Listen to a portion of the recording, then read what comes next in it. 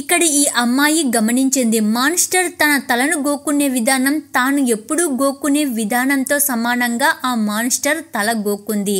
ఆమె దాన్ని కేవలం యాదృచ్ఛికం అని భావించింది.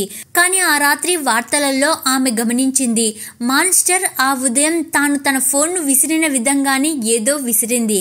ఆమె అనుకున్నది, మాన్స్టర్ నేను ఎలా చేస్తే అలాగనే చేస్తుంది, ఎందుకు ఇలా చేస్తుంది అని ఆమె ఆలోచించింది. కొన్ని రోజుల తర్వాత నగరంలోకి ఒక భారీ మాన్స్టర్ అకస్మాత్తుగా వచ్చాడు.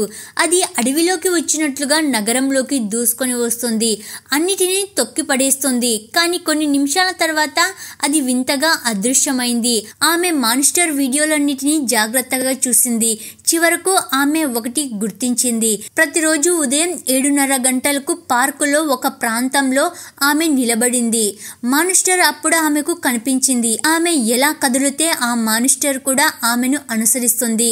ఆమె తన స్నేహితులను పార్కుకు తీసుకుని వచ్చింది. వారు నగరంలో నుండి లైవ్ వార్తలను తెరిచారు.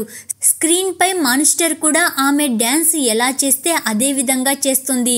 దాన్ని చూసి ముగ్గురు ఆశ్చర్యపోయారు. ఆమె సంతోషంగా గర్వపడుతూ ఉండగా కొరియన్ సైన్యం మాన్స్టర్ పై క్షిపణులను ప్రయోగించింది. ఆమెకు కూడా ఆ నొప్పి వచ్చింది. వారు నీపై కాల్పులు జరుపుతున్నారు అని క్షిపణులు, వారు నాపై కాల్పులు జరుపుతున్నారా? ఆమె కోపంతో గాలిలో చేతులను లేపింది. అనుకోకుండా ఒక హెలికాప్టర్ను తాకింది.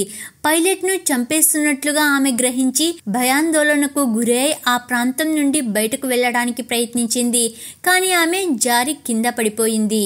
మేల్కొన్న తర్వాత ఆమె నగరంలో చాలా మంది గాయపడినట్లు లేదా చనిపోయినట్లు తెలిసింది. ఆమె స్థిమిత పడకముందే మైక్ మరో వార్త తీసుకుని వచ్చాడు. నగరంలో ఒక భారీ రోబోట్ కనిపించింది.